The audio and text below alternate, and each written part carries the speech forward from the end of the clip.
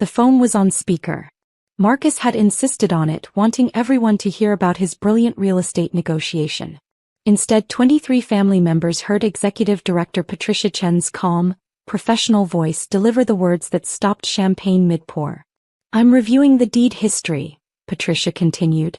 "The property at 847 Coral Drive has been solely owned by Stephanie Chen since 2019. Marcus Chen appears nowhere in the chain of title. We're legally obligated to report this to law enforcement." Marcus's face went from celebration flush to chalk white in the span of a heartbeat. Mom's champagne glass hit the tablecloth, spreading gold liquid across the white linen like a stain that wouldn't come out. Dad's jaw tightened in that specific way that meant he was trying very hard not to process something. I sat there, fork still in hand, watching my entire family recalibrate reality in real time. "There must be some mistake," Marcus said, voice cracking on mistake.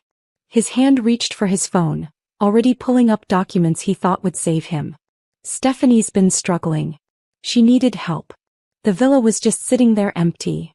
"The villa," I said quietly, setting down my fork with deliberate care, "has 16 long-term tenants across 4 units. It generates $48,000 annually after expenses. And it's never been empty." Aunt Linda's fork clattered. Uncle James stopped mid-chew. My cousin Sarah, Marcus's biggest cheerleader, stared at me like I'd started speaking Mandarin. "You told us she was barely making rent," Mom said, her voice small and confused. "You said the property was underwater, that she'd lost her job, that selling it was the only way to help her." "I've been directing operations at Chin Medical Supply for 6 years," I said.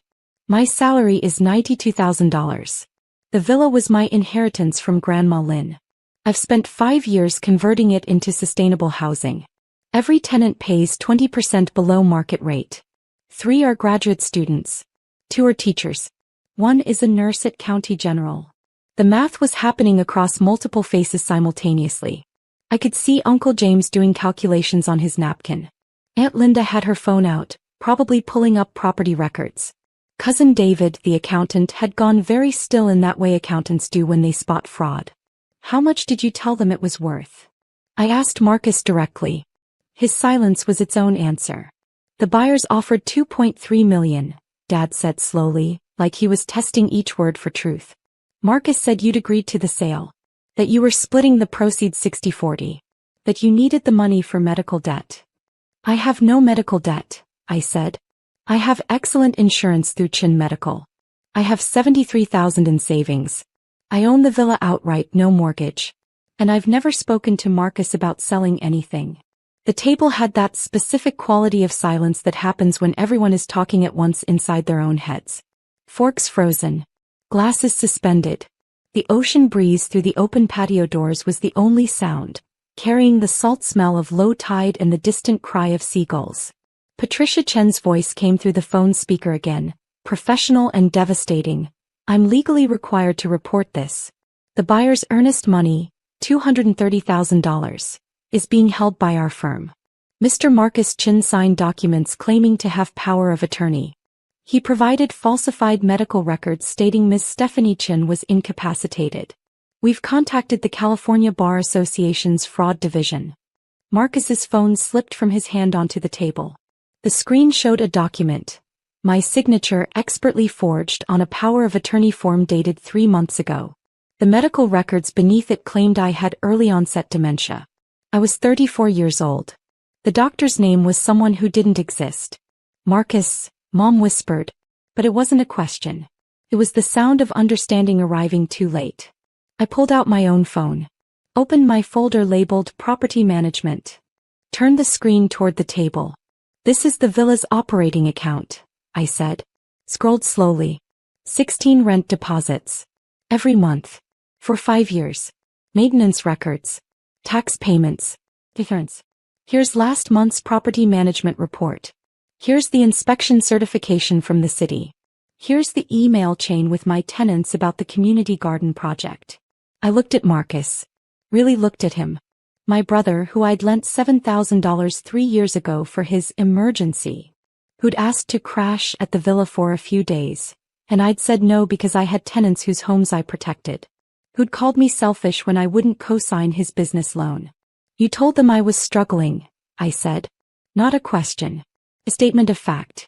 You needed them to believe I was desperate. Because desperate people sell property for less than it's worth. And families help desperate people. Even if it means stealing $2.3 million. It wasn't stealing, Marcus said, but his voice had no conviction. It was going to be an investment. The startup was going to succeed. I was going to pay you back. With what? Uncle James's voice cut through. He'd stopped being polite. The napkin in front of him showed calculations. Even if your startup succeeded, you'd already spent the earnest money. $230,000. Gone. On what? Marcus didn't answer. He didn't have to. The Porsche in the driveway answered. The Rolex on his wrist answered. The receipts Aunt Linda was now pulling up on her phone. Marcus's social media the past 3 months answered. Fubo. Nobu. First-class flights. Crypto investments he'd bragged about. The earnest money was already spent. How many people did you lie to? I asked. The silence stretched. Mom and Dad obviously, I continued. Who else? Aunt Linda? Uncle James. I looked around the table. Show of hands. Who gave Marcus money because he said I was struggling? Aunt Linda raised her hand slowly. $5,000. For your medical bills. Uncle James, $8,000. For villa repairs he said you couldn't afford. Cousin David, $3,000. For property taxes. Grandpa Chen, who'd been silent this entire time, raised his hand. His voice was quiet, laced with disappointment that hit harder than anger. $15,000. He said you were losing the villa to foreclosure. That you were too proud to ask for help. $31,000. From family. In my name. For problems that didn't exist. I watched Marcus's face as the total accumulated. Watched him realize that the lie wasn't just about the villa. It was about me. About taking my reputation, careful, responsible, proud Stephanie, and weaponizing it. Making family believe I was failing so spectacularly that stealing from me felt like rescue. The ghost ledger, I said quietly, pulling up a document on my phone. That's what my therapist calls it. The emotional accounting that doesn't show up on balance sheets. I turned the screen toward the table. The spreadsheet was titled exactly that, the ghost ledger. Line item 1. Every family dinner for 3 years where I felt guilty about success. Where I downplayed promotions because Marcus said I was rubbing it in. Cost. My right to celebrate achievements. Never recoverable. Line item 2. The villa renovation I completed alone. No family help requested because Marcus said I was showing off my inheritance. Cost. Shared family project memories we could have built together. Never recoverable. Line item 3. Every time I hesitated to mention tenant success stories because Marcus said I was being a landlord, not family. Cost. Pride in creating affordable housing, connection with extended family. Never recoverable. Line item 4. The guilt about saying no when he asked to stay at the villa. The guilt about saying no to co-signing. The guilt about having boundaries. Cost. Self-respect. 3 years of apologizing for existing successfully. Never recoverable. Mom was crying silently. Dad's hand had moved to cover hers, but his eyes stayed fixed on Marcus. You made me small, I said. Not just to steal from me, but because my success made your failures visible. So you convinced everyone I was failing too. Convinced them so thoroughly that stealing $2.3 million felt like family helping family. Patricia Chen's voice returned. Miss Chen, I have the Santa Barbara County District Attorney's Office on the line. They'd like to speak with you about pressing charges. This constitutes wire fraud, identity theft, and elder abuse given the falsified medical records. The FBI may also have jurisdiction due to the interstate wire transfers for the earnest money. Marcus stood abruptly. His chair scraped against the patio stone, harsh and final. This is insane. I'm your brother. You'd really destroy the family over a misunderstanding. You forged my signature, I said. Each word clear and separate. You created fake medical records saying I had dementia. You collected $31,000 from our family using my name. You tried to sell my property, my tenants' homes, to fund a lifestyle you couldn't afford. You spent the buyer's earnest money before the sale closed. This isn't a misunderstanding. This is systematic fraud. Grandpa Chen stood. At 83 he still carried the authority of the family patriarch. "Marcus, sit down." Marcus sat. "Stephanie," Grandpa said, turning to me, "what do you need?" The question was simple. The answer wasn't. What I needed was 3 years back. What I needed was family dinners where I didn't feel guilty. What I needed was a brother who celebrated my success instead of weaponizing it. What I needed was to not be sitting at a family dinner talking about pressing criminal charges. But I couldn't have any of that. "I need the title company to unwind the sale," I said.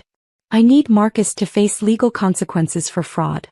I need everyone who gave him money in my name to file reports with the district attorney. And I need all of you to understand something." I stood, gathering my phone, my purse, the folder of property documents I'd brought just in case. I bought the villa with my inheritance because Grandma Lynn believed in me. I converted it into affordable housing because I believe housing is a right, not just an investment. I work 60-hour weeks at Chin Medical because I believe in the family business. I have boundaries because I believe in protecting what I build. Marcus didn't just try to steal property. He tried to steal my reputation, my relationships, my right to exist successfully in this family without apology. And you all believed him because somewhere along the way, you decided that responsible Stephanie should help struggling Marcus, even if it meant Stephanie couldn't possibly be struggling herself. The silence was different now. Heavier. Aunt Linda was crying.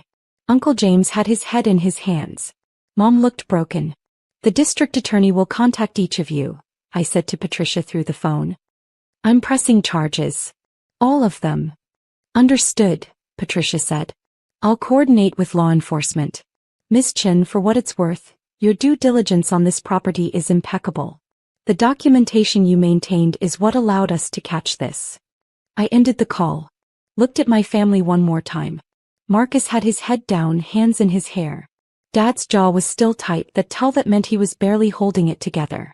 Mom reached for me, one hand extended across the table, pleading. I picked up my purse. "Stephanie, please," Mom started.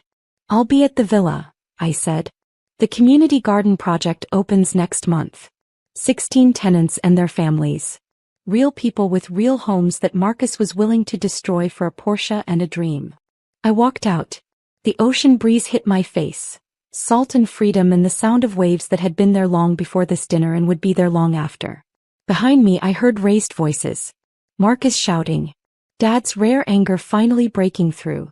Grandpa's quiet devastation demanding answers. 3 months later, I'm writing this from the villa's rooftop garden. The community space we built opened last week. 12 families showed up with plants, food, children, laughter. Mrs. Rodriguez brought her famous tamales. The graduate students installed a little free library.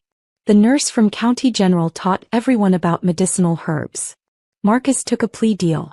18 months federal prison, 5 years probation, restitution of $230,000.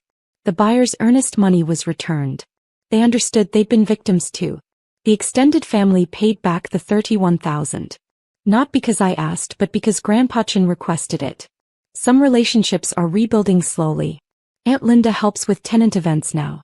Uncle James sent his accounting firm to review my property management systems. Said he wanted to learn. Mom and Dad are in therapy. We're not there yet. Maybe we won't be. But I'm no longer carrying their guilt about my success. Marcus's Porsche was seized. His Instagram is deleted. His startup never launched. I have Sunday dinners with Grandpa Chin now. Just the two of us, usually here at the villa. He sits in the rooftop garden and tells me about Grandma Lynn's dreams for this place. How she'd wanted it to be something that mattered. You did what she hoped, he told me last week. You built something that serves. Not just profits. I think about Marcus sometimes. About the brother I thought I had versus the one who existed. About how desperation reveals character and privilege reveals it even more. The villa isn't just property. It's 16 families who have stable housing. It's graduate students who can afford to finish their degrees. It's teachers who aren't spending 70% of their income on rent. It's a nurse who can save lives without worrying about her own housing security. Marcus saw $2.3 million. I see home. The difference between us was never about money. It was about what we thought property was for. He thought it was for taking. I know it's for building. The community garden has tomatoes now. Mrs. Rodriguez's grandson picks them every Tuesday. The little free library has 147 books. The medicinal herb garden is thriving. Me. I'm having dinner with Grandpa tonight. Just the two of us watching the sunset over the ocean, surrounded by the sound of families living their lives. They wanted to take something from me. Glad they proved its worth. The account is balanced. Not in their favor. In mine,